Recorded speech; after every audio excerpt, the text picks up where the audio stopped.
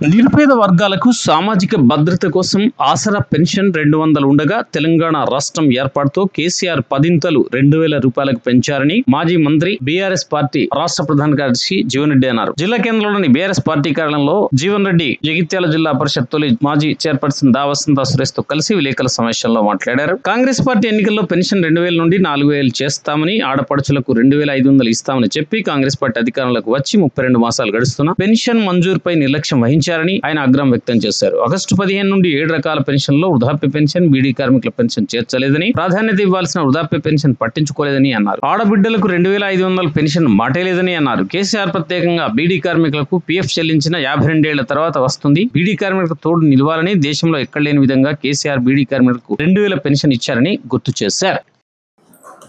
రాష్ట్రంలో నిరుపేద వర్గాలకు సామాజిక భద్రత, సోషల్ సెక్యూరిటీ క్రింద ఏదైతే ఆసరా పెన్షన్స్ స్కీమ్ అమలు చేయడం జరుగుతుండేనో ఉమ్మడి రాష్ట్రంలో అది కేవలం 200 రూపాయలు ఉండేది. అటువంటిది తెలంగాణ రాష్ట్రం ఏర్పాటుతోని కేసీఆర్ గారు ఆ 200ను 2000 రూపాయలు చేశారు. 10 times ఇంక్రీజ్, 10 times. మొన్నటి ఎన్నికల్లో ఏదైతుందో కాంగ్రెస్ పార్టీ అంటే వాళ్ళ ఎన్నికల ప్రణాళికలో భాగంగా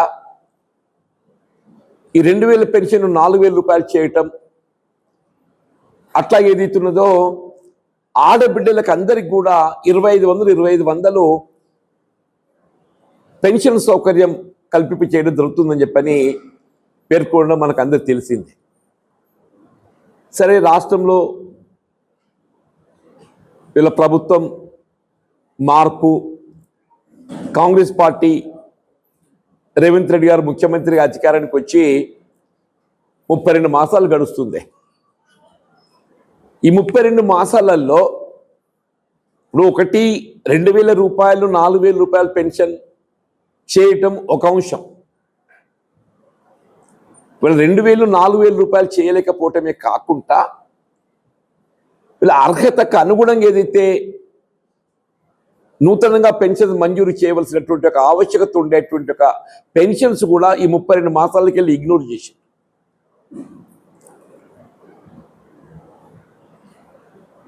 ఈ 32 మాసాలకి వెళ్ళి ఇగ్నోర్ చేయడమే కాకుండా ఇప్పుడు ఏదైతుందో రేపు 15th ఆగస్ట్కి వెళ్ళి వీళ్ళ కొన్ని రకాల 7 రకాలైన పెన్షన్సే మేము మంజూరు చేస్తామని చెప్పని పేర్కొంటున్నారు. వీళ్ళు పెన్షన్ స్కీమ్లో అన్నింటికంటే ప్రధానమైంది వీళ్ళ ఓల్డ్ ఏజ్ పెన్షన్. అన్నింటికంటే ప్రధానమైంది ఓల్డ్ ఏజ్ పెన్షన్. ఇప్పుడు అటువంటి ఓల్డ్ ఏజ్ పెన్షన్ మంజూరు ఏదైతున్నదో ఇందులో చేర్చబడలేదు. రేపు 15th ఆగస్ట్కి వెళ్ళి మంజూరు చేయాలని చెప్పని ఏదైతే ప్రభుత్వం పేర్కొంటుందో అందులో ఈ ఓల్డ్ ఏజ్ పెన్షన్ చేర్చబడలేదు. అంటే వాస్తవంగా వృద్ధులు ఏదైతుందో వాళ్ళు ఒకసారి వయసు మీరిన తర్వాత ఇప్పుడు వాళ్ళు ఏదైతుందో పోషణ చేసుకోలేక ఇతరులపై ఆధారపడటం,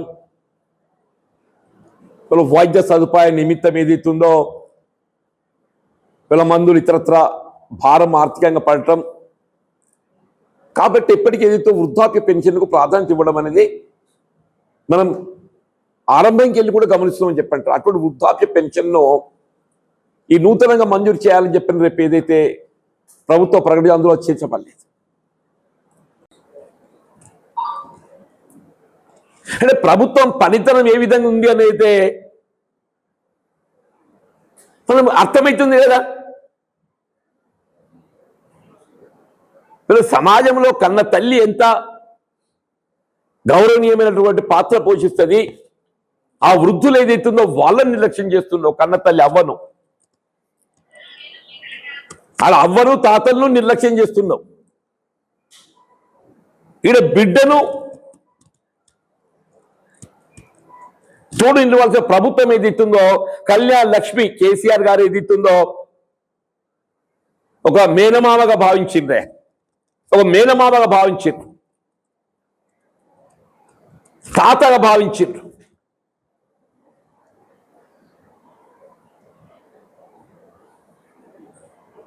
నువ్వు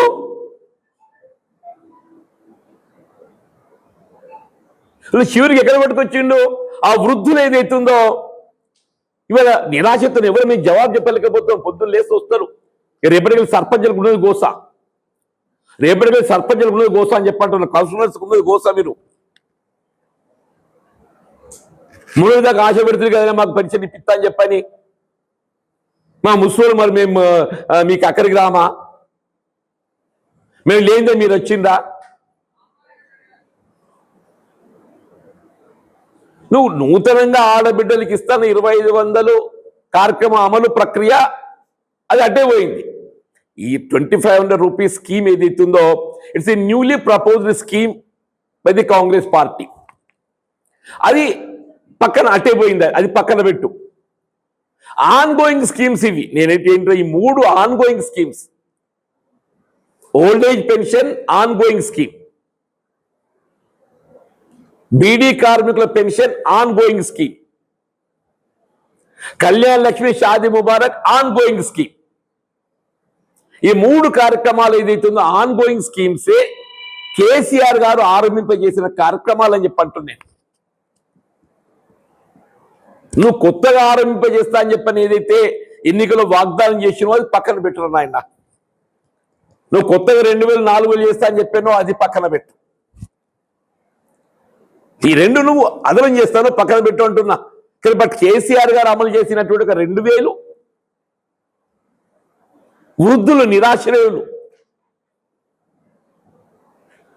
బీడీ కార్మికులు ప్రతి గ్రామం పోతే ఏదైతుందో చేట ఇంటి ముందర పెట్టుకొని బీడీలు చేస్తున్నాయి. హర్ ఘర్మే హర్ ఘర్మే. ఇవాళ ఇంటి పట్టున ఉపాధి పొందేటువంటి ఒక ఆడబిడ్డకు ఏకైక మార్గం బీడీలు చుట్టడమే. వ్యవసాయ కూలీలు గ్రామీణ ప్రాంతం అది కొంతమేరకు ఏదో మాకు ఉపాధి కల్పిస్తుంది. గ్రామీణ ప్రాంతంలో వ్యవసాయ కూలీలకు ఉపాధి కల్పిస్తుంది. అతీతంగా the greatness of the Kalyan Lakshmi Shaadi Mubarak ఏంటంటే కుల మతాలకు అతీతంగా హిందూ, ముస్లిం, సిక్, ఇసాయి, దళితులు, బలహీన వర్గాలు,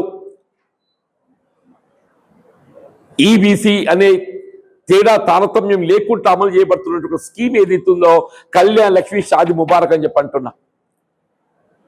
అటువంటి స్కీమ్ ఏదైతుందో దాన్ని సరే ఎవరో న్యాయస్థానంలో ఈ అంశాన్ని చట్టబద్ధతను ప్రశ్నించింది.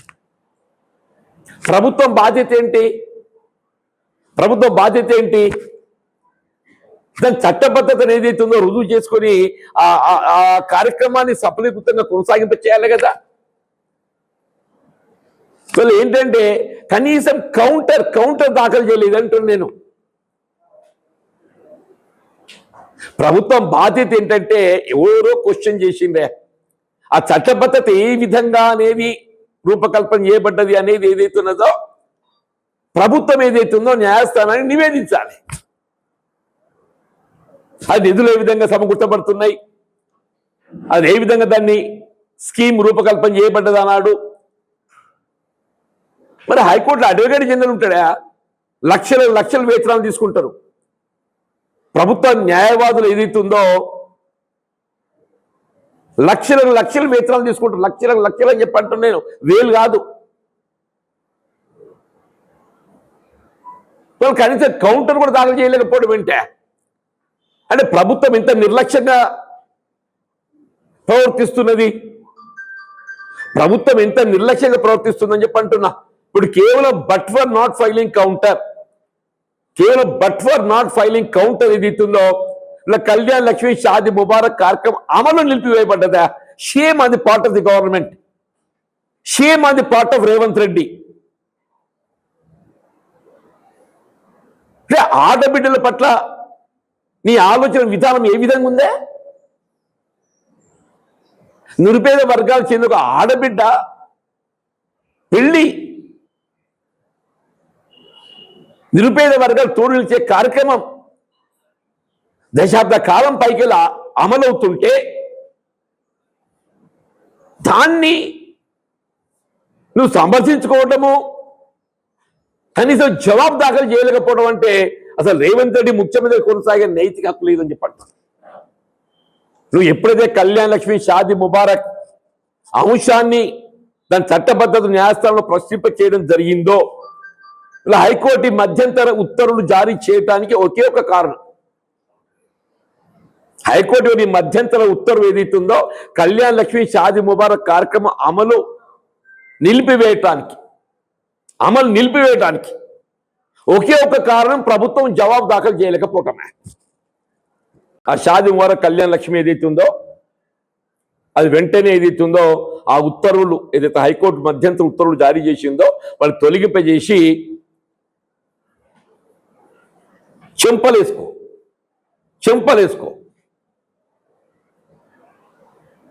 There must some punishment. భవిష్యత్తులో ఇటువంటి పొరపాటు జరగకుండా ఉండాలి అని చెప్పంటే ఒక ప్రాయశ్చితం జరగాలి. భవిష్యత్తులో ఇటువంటి పొరపాటు జరగకుండా ఉండాలి అని చెప్పంటే ప్రభుత్వానికి ఏదైతున్నదో ప్రాయశ్చితం జరగాలి. ఆ ప్రాయశ్చితం ఏదైతుందో చెప్పలేసుకో. అందుకే భగవంతుడు ప్రార్థిస్తున్నాం ఏదైతుందో ఈ మహిళ ఉసురు పోసుకున్నందుకు ఆ రేవంత్ రెడ్డి గారికి జ్ఞానోదయం కలిగించి వాళ్ళ కార్యక్రమం తక్షణం అమలు చేయబడే విధంగా చర్యలు చేపట్టాలని చెప్పని డిమాండ్ చేస్తుంది.